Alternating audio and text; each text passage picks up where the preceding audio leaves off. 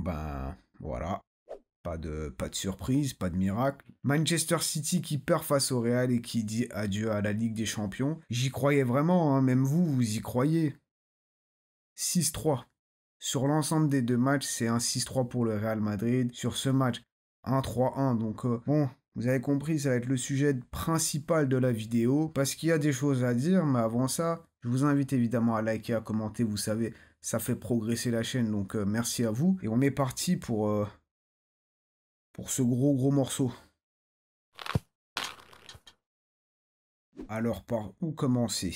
Eh ben, je vais vous le dire. On va carrément commencer par un autre match. Puisqu'en même temps que ce Real City, il y a aussi eu un match de Première Ligue entre Aston Villa et Liverpool. Bon, normalement, le match aurait dû avoir lieu mi-mars, mais il a dû être reprogrammé vu que Liverpool s'est qualifié pour la finale de la Coupe de la Ligue. Donc, ils l'ont joué hier, carrément. En même temps, je crois d'ailleurs que c'est la première fois que ça arrive. Donc, avant de passer à l'autre match, là, le match, je sais pas moi, ce match d'exhibition, c'était un coup d'envoi à la limite. Bon, avant de parler de cette Ligue des Champions, on va faire un petit arrêt avec ce match de Première Ligue. Et que dire? Bah quand même un sacré beau match. Limite, j'étais dégoûté que ces deux matchs étaient en même temps, parce que bon, un œil qui va là, un œil qui va là, on s'y retrouve pas. Mais quand même, Aston Villa qui accroche Liverpool 2-2. Qui l'eût cru? Le week-end dernier, ils n'arrivent pas à battre l'une des dernières équipes du classement, alors qu'ils jouent à domicile, qu'ils jouent à 11 contre 10. Et là, encore une fois à domicile, mais ils accrochent le premier du classement. Et Liverpool qui, bon, ces derniers temps, enchaîne les matchs. Ils jouent limite tous les 2-3 jours. Et peut-être que c'est l'une des raisons pour lesquelles, on va dire au niveau des performances, c'est quand même un peu moins bon qu'il y a quelques semaines. Mais une dernière semaine assez compliquée. Ils se font éliminer de la FA Cup. Là, dernièrement, ils perdent des points face à Everton. Ils gagnent de justesse face à Wolverhampton. Là, ce week-end en plus, ils vont aller affronter Manchester City. Non, là, vraiment, c'est compliqué. 3 jours après le match face à City, ils vont aller affronter Newcastle. Ouh.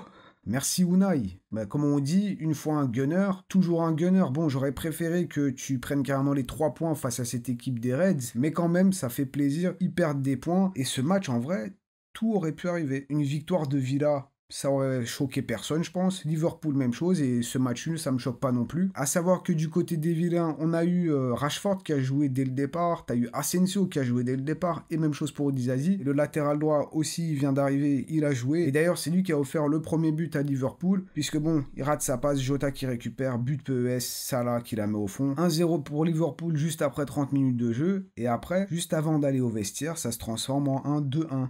En 1-2-1. Non, bon, bref, vous avez compris. Mais Liverpool qui prend des buts totalement évitables. Le premier but, ça se passe, je crois, sur un corner où ils essayent de se dégager. Tout le monde met la tête pour essayer de dégager la balle. Au final, ça retombe sur Yuri Tillmans qui la met au fond. Watkins, même chose, hein, juste après, il met une tête. Mais bon, t'as Dean qui centre. Il est totalement seul. Comme par hasard, sur le côté de Trent, il n'y a personne. Il a tout le temps pour centrer. Ça fait un 2-1 du coup pour Aston Villa. On rentre au vestiaire et encore une fois, Liverpool, deuxième mi-temps, il pousse.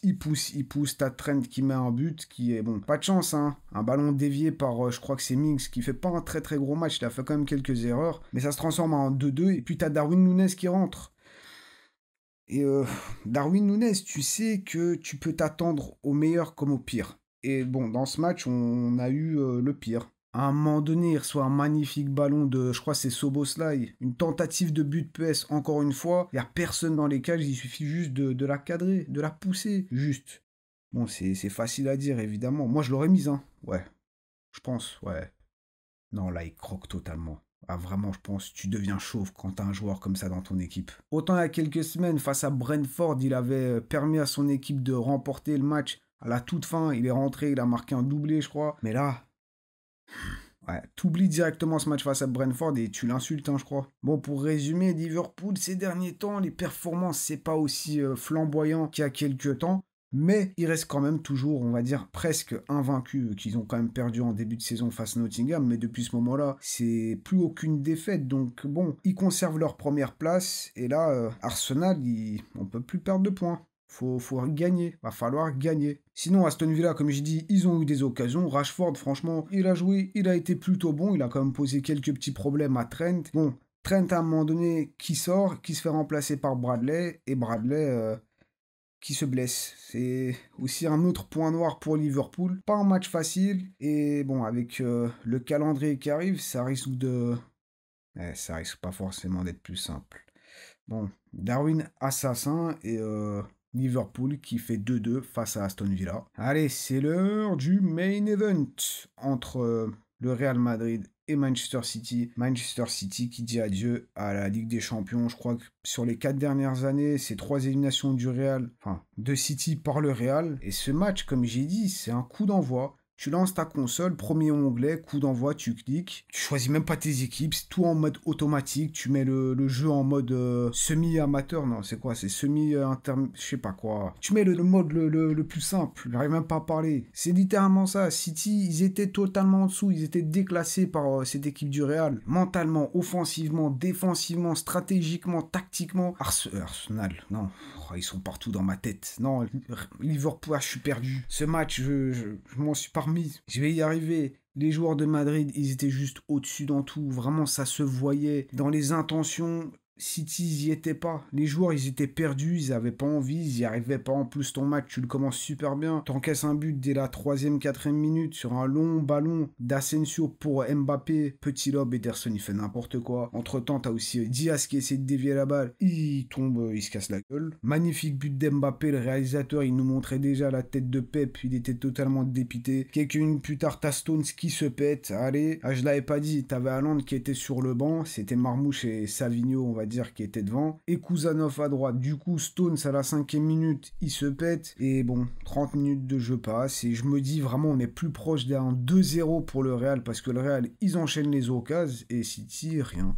Ils ont eu une frappe et on a dû attendre la 70e minute pour avoir la première frappe cadrée de City dans ce match. Vraiment, c'était le néant, c'était vraiment pas bon. Et à la 33e minute, 2-0, Mbappé. En plus de ça, c'est l'action où tu as toutes les grosses stars du Real qui ont participé. Bellingham qui la glisse pour Vinicius. Vinicius qui la donne pour Rodrigo dans l'axe. Et Rodrigo qui la glisse tout gentiment, tout calmement pour Mbappé. Petit crochet, Gvardiol, il s'est ramassé, je crois d'ailleurs, il est toujours par terre là-bas, il s'est toujours parmi de ça. Bon, 2-0 pour le Real, et on se dit comment est-ce que cette équipe de City va revenir. En vrai, on se dit même pas ça, on se dit, en vrai, vous voulez pas finir le match au bout de 45 minutes, c'est mieux je pense. En deuxième période, t'as pas grand-chose qui change, à part que Nico Gonzalez, la nouvelle recrue de City, il essaye de déshabiller, d'enlever le short de Vinicius, et à la 60e minute, bon bah t'as Mbappé qui met un 3-0, magnifique frappe, petit plat du pied, Ederson encore une fois, à part faire des passes, bon, on ne le voit pas trop. Et attention, mesdames et messieurs, 76e minute, première frappe cadrée de Manchester City. Et après, c'était que mieux, parce que à la toute dernière seconde du match, t'as Manchester City qui met un but. Je crois d'ailleurs c'est Nico Gonzalez qui la met. Après un coup franc qui a tapé la barre, bon, il la met dans les buts vides. Il n'était pas hors jeu parce qu'il y a un petit bonhomme là qui était couché dans le mur. Et bien entendu, c'est une victoire largement méritée pour le Real. Qualification très très logique. En même temps, vraiment, avec ce qu'on voit face à City, évidemment, il y a des moments où c'est un peu mieux. Ce week-end, ils ont battu Newcastle très très bien. Ils ont laissé aucune chance à cette équipe de Newcastle. Mais là, la marche était trop grosse. Là, vraiment, mentalement, il y a un gros problème. Pep, quand t'entends ce qu'il dit dans les conférences de presse, il est abattu. Vraiment. Après le match, il a dit « J'étais pas capable d'apporter la stabilité et l'équilibre ». Ben écoute, ça se voit, mais les joueurs de leur côté, ils apportent pas non plus du sien dans l'intention, dans l'énergie. Il y a rien en fait, il y a rien. Vivement la fin de saison, et il l'a dit. Maintenant, ils vont pouvoir se focaliser sur la première ligue. Ben en fait, non, te concentre pas, on reste comme ça. Imagine, déjà que tu te fais taper à domicile dans les dernières secondes du match, tu dois aller jouer face à un adversaire où tu sais que mentalement il est vraiment au-dessus de tout le monde. Tu dois aller jouer chez lui, tu dois revenir, et en plus ton match il commence comme ça. Non, vraiment c'est cauchemar, un cauchemar. Madrid, une très très belle ville, sauf quand t'es mancunien. Un cauchemar, vraiment. Après ils cherchent, pourquoi ils viennent chambrer avec leur ballon d'or là? Ça y est, on a compris. Bref, le Real qui fait une très très belle performance, une performance bien mature, et en face, City. Point. Bon, maintenant, si City avait battu le Real et s'était qualifié pour les huitièmes, du coup, ils auraient probablement affronté soit l'Atlético, soit le Bayer Leverkusen. Mais bon, là, pour le coup, ça va être le Real. Et à part ça, on a quand même encore 3 équipes de Première Ligue qui représentent bien le championnat. T'as évidemment Liverpool qui va soit affronter le PSG, soit Benfica. Il y a évidemment Aston Villa qui peut affronter Dortmund ou le club Bruges.